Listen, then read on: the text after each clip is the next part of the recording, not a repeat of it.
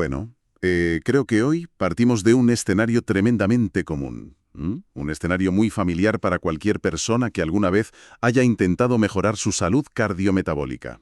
Sí, o simplemente reducir su porcentaje de grasa corporal. Es algo que vemos a diario. Exacto. Se comienza con un nivel altísimo de motivación. Fíjate, se pone toda la atención, de forma casi exclusiva, en la dieta. Mm, Se calcula minuciosamente la ingesta calórica, cada gramo cuenta. Tal cual. Y se planifican horas y horas interminables de ejercicio físico, ya sea levantando pesas o acumulando kilómetros en la cinta de correr. Sí, porque existe esa creencia tan arraigada, ¿verdad?, en toda esta cultura del bienestar, de que la salud se reduce a una simple ecuación de termodinámica. Básicamente, la energía que entra menos la energía que se gasta. Exactamente. Pero claro, surge un interrogante colosal cuando todo ese esfuerzo físico monumental, que es muchísimo, choca de frente contra un muro impenetrable. El famoso estancamiento. Eso es. La báscula se estanca por completo, la energía vital cae en picado, los marcadores en las analíticas no mejoran y la frustración, bueno, la frustración es absoluta. Es devastadora en muchos casos. Y las fuentes que manejamos hoy sugieren que la respuesta a este estancamiento no es añadir más restricciones al plato, Ni más intensidad en el gimnasio, desde luego. claro, sino que el problema radica en haber ignorado por completo al verdadero, digamos, director de orquesta de nuestra fisiología, el cerebro. Y el marco teórico que fundamenta esta idea es sumamente robusto. Las fuentes que componen nuestra inmersión profunda de hoy ofrecen una perspectiva que, a mi juicio, redefine el abordaje clínico por completo. ¿Qué fuentes estamos manejando exactamente? Para que quien nos escucha tenga el contexto claro. Pues contamos con investigaciones clínicas muy exhaustivas sobre la fisiopatología del estrés. Por ejemplo, los trabajos de Bose y colaboradores y los estudios de Cairo y Zigos. Muy reveladores, por cierto. Muchísimo. También analizamos literatura reciente sobre el eje intestino-cerebro, destacando la investigación de Fassmacher y su equipo, publicada en el año 2020. Un estudio clave para entender la inflamación. Clave, sí. Y a todo esto sumamos las observaciones empíricas provenientes de la práctica clínica diaria del doctor Alexis Carrasco y los principios integrados en el libro Activo Vital. O sea, combinamos la teoría molecular más pura con la realidad de la consulta médica. Exactamente. La misión fundamental de este análisis es destilar el porqué celular y molecular de todos estos fenómenos. Ajá. Es imperativo abandonar la visión del bienestar emocional como una especie de, no sé, lujo abstracto o una consideración secundaria. Sí, como si fuera algo opcional. Claro, hay que empezar a comprenderlo rigurosamente como una herramienta fisiológica y metabólica indispensable. Vale, vamos a desgranar esto, porque el cambio de paradigma es monumental. Lo es. Durante décadas, la medicina tradicional y la cultura popular han mantenido una separación casi total entre la mente y el cuerpo. Se trataban como compartimentos estancos, sin comunicación. Como si el estrés pasara en una nube abstracta y el cuerpo fuera solo una máquina mecánica. Eso es. Pero al revisar esta documentación, queda clarísimo que esa frontera es una ilusión absoluta. Y los estudios preparan el terreno para demostrar cómo una preocupación sostenida, yo qué sé, un problema financiero o una carga laboral extrema, Cualquier estrés moderno. claro, cómo eso tiene la capacidad medible, real, de alterar la química celular y bloquear físicamente la pérdida de grasa. Totalmente. Entiendo que el punto de partida anatómico para toda esta cascada es el eje hipotálamo-hipófisis suprarrenal. Suena un poco a trabalenguas, pero ¿cuál es la mecánica exacta por la que un pensamiento abstracto se convierte en un obstáculo metabólico a través de este eje? Bueno, lo fascinante aquí es observar la traducción literal de una percepción psicológica a una molécula química tangible. O sea, de un pensamiento a una hormona. Tal cual. El eje hipotálamo-hipófisis suprarrenal funciona como la red de telecomunicaciones de emergencia del organismo. Vale. Ante la percepción de una amenaza, el hipotálamo, que está situado en la base del cerebro, libera una hormona llamada CRH. Ujú. Esta viaja a la glándula pituitaria, que a su vez secreta ACTH hacia el torrente sanguíneo, y viaja hasta las glándulas suprarrenales, que están justo sobre los riñones. Como una cadena de mando militar, digamos. Exacto. Y el resultado final de esta compleja cadena de mando es la liberación masiva de glucocorticoides, principalmente el cortisol. El famoso cortisol. Y aquí, para visualizar mejor la diferencia evolutiva, la literatura suele referirse a la respuesta aguda como la necesaria para huir de un depredador físico. El típico ejemplo del león en la sabana. Claro, el león.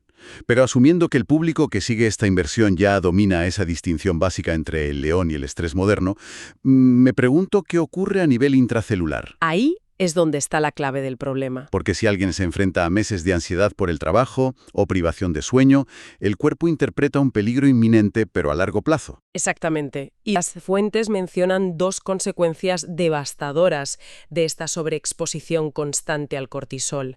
La primera es la resistencia a la insulina. Y aquí me detengo. ¿Por qué el cortisol antagoniza de forma tan directa el trabajo de la insulina en el tejido muscular o hepático? Porque el mecanismo subyacente va mucho más allá de una simple competencia en la sangre. A nivel intracelular, el cortisol crónicamente elevado provoca lo que denominamos una desregulación a la baja de los receptores de insulina. Una interferencia directa. Una interferencia directa en la cascada de señalización. Fíjate, para que la glucosa abandone la sangre y penetre en una célula muscular, la insulina debe unirse a su receptor. Como una llave en una cerradura. Eso es. Y eso desencadena unas señales que hacen que los transportadores de glucosa, conocidos como GLUT4, se desplacen hacia la membrana celular para dejar entrar el azúcar. ¿Vale? Pues el exceso de cortisol interrumpe activamente esta translocación del GLUT4. O sea, la insulina está ahí presente. Sí, la insulina está. El páncreas produce cada vez más cantidad para intentar compensar, pero la célula se vuelve bioquímicamente refractaria al mensaje. Sorda. Y claro, en consecuencia, la glucosa permanece en el torrente sanguíneo. Exacto, generando estados de hiperglucemia que terminan dañando el endotelio vascular. Es una interferencia de comunicación a nivel molecular tremenda.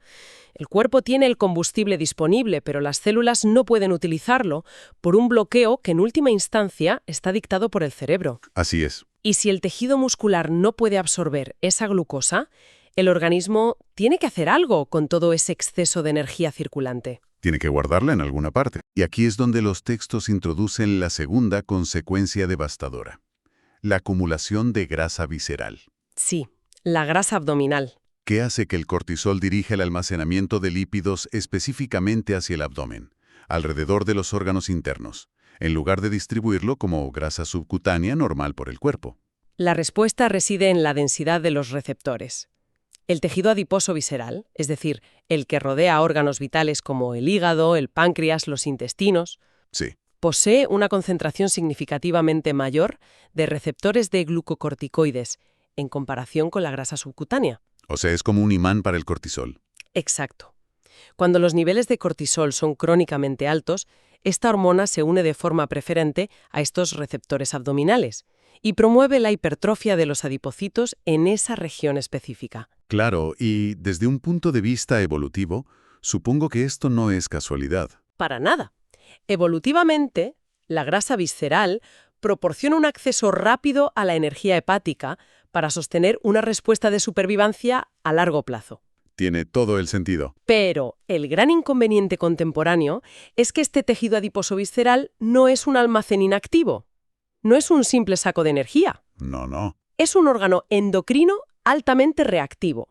Secreta de forma constante citoquinas proinflamatorias, perpetuando todo el daño metabólico sistémico. Y aquí es donde la cosa se pone realmente interesante.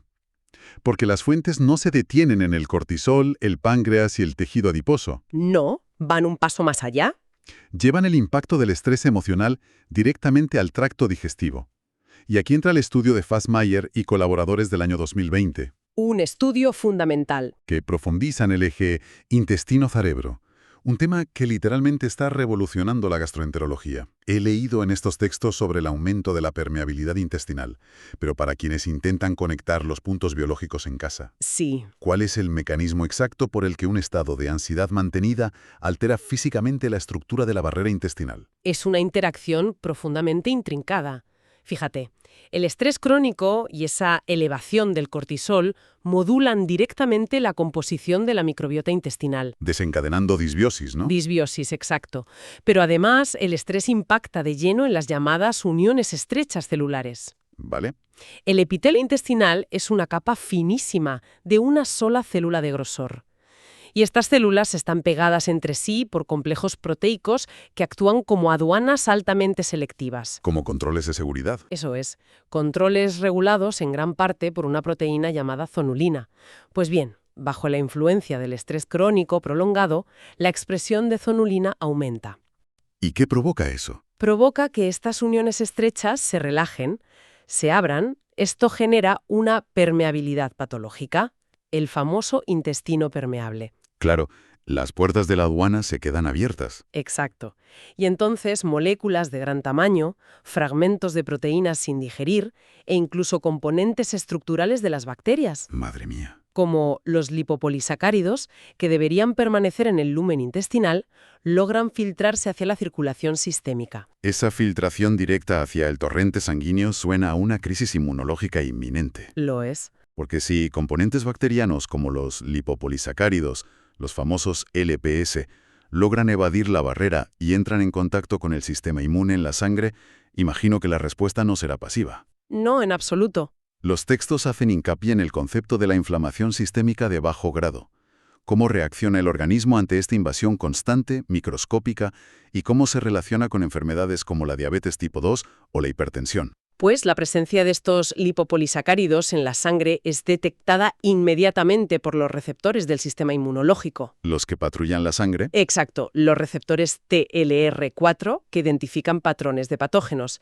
Esto desencadena una respuesta inmunitaria constante.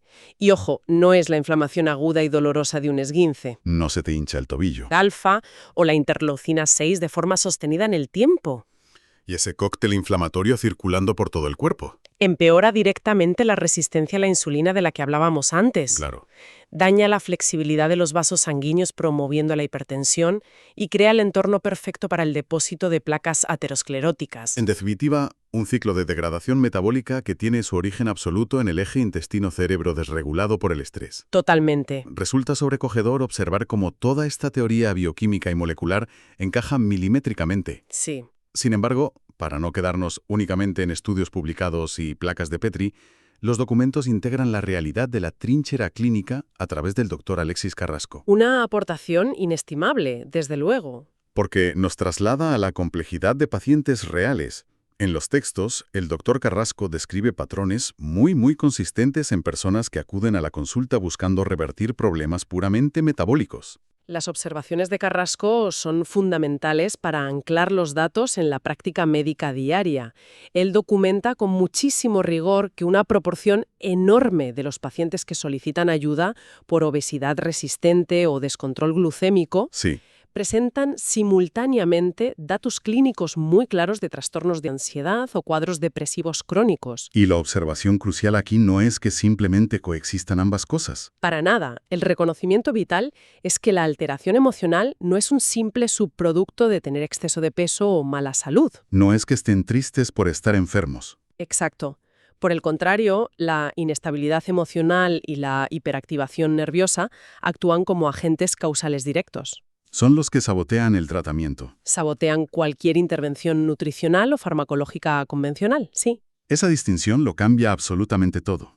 O sea, la carga alostática del estado ansioso se erige como un muro fisiológico real que bloquea la eficacia de la dieta. Una pauta nutricional impecable fracasa estrepitosamente si persiste una tormenta subyacente de cortisol y citoquinas inflamatorias. Y esto requiere forzosamente un cambio radical en cómo los profesionales de la salud abordan la primera toma de contacto clínico. Obliga a una reestructuración completa de la anamnesis clínica. El Dr. Carrasco enfatiza la absoluta necesidad de aplicar evaluaciones psicológicas y cuestionarios clínicos validados desde el minuto 1. Desde el día del diagnóstico inicial. Así es. El abordaje contemporáneo exige medir y tratar el panorama completo. La meta ya no puede ser solo modificar un número en una analítica o en la báscula. Claro. Tiene que dirigirse a una mejoría integral, física, emocional y social.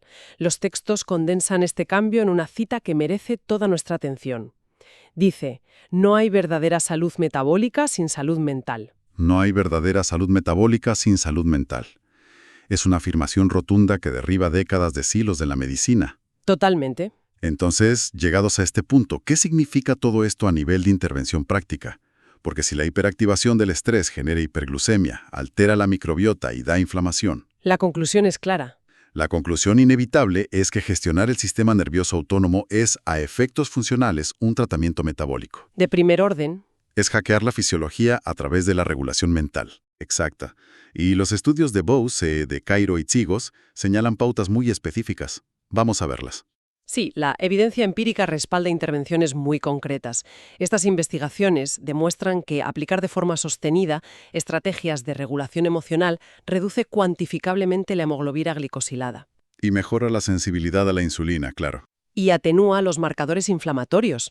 Y la primera estrategia de intervención, el cimiento absoluto sobre el que se construye todo lo demás, El sueño. es el establecimiento de una higiene del sueño rigurosa e innegociable. El sueño no es inactividad, es reparación celular pura. El sueño siempre aparece como el pilar central, pero los mecanismos hormonales detrás de una mala noche lo justifican por completo. He revisado cómo dormir crónicamente menos de 7 horas afecta no solo al cortisol matutino, sino a las hormonas del apetito. Un desastre endocrino. Sí, altera la proporción entre la leptina que da saciedad y la grelina que da hambre. ¿Cómo se traduce esto en el comportamiento alimentario del día siguiente? Pues la privación de sueño profundo altera drásticamente el equilibrio. Al descender la leptina y dispararse la grelina, se genera un estado de hiperfagia. Un hambre voraz. Pero no es un hambre indiscriminada.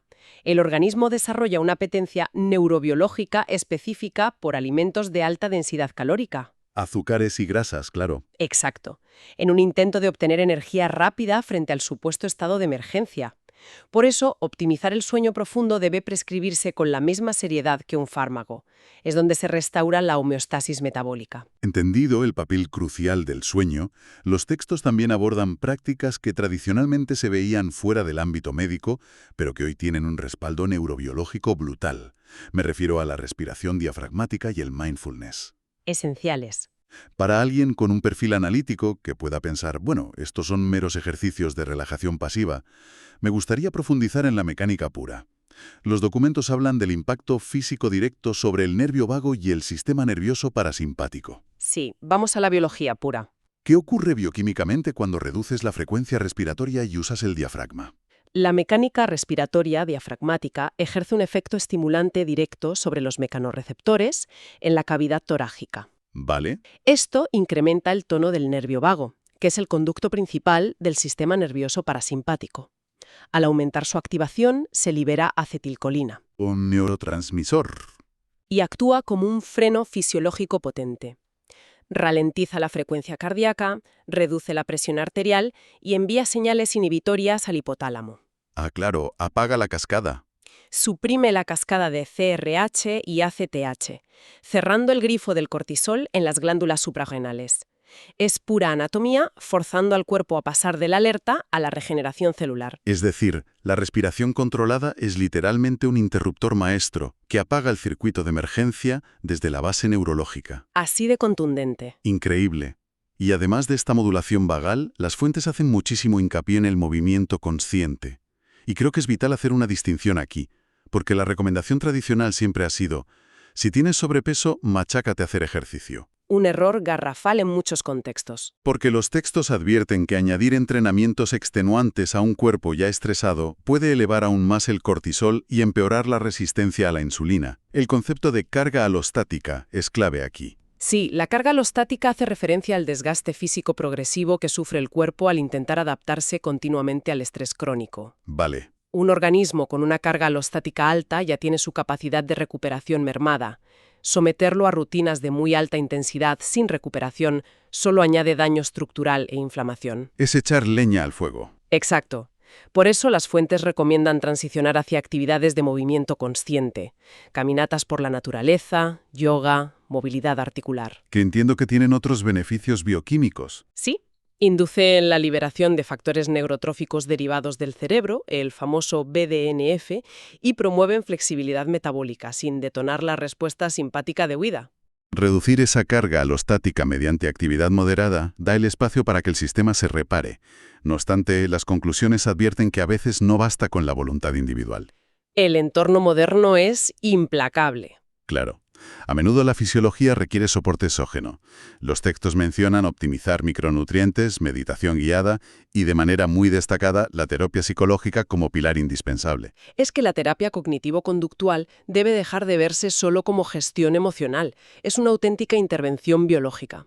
Modifica el sustrato físico. Logra reestructurar las redes neuronales por neuroplasticidad, cambiando cómo el cerebro procesa la amenaza.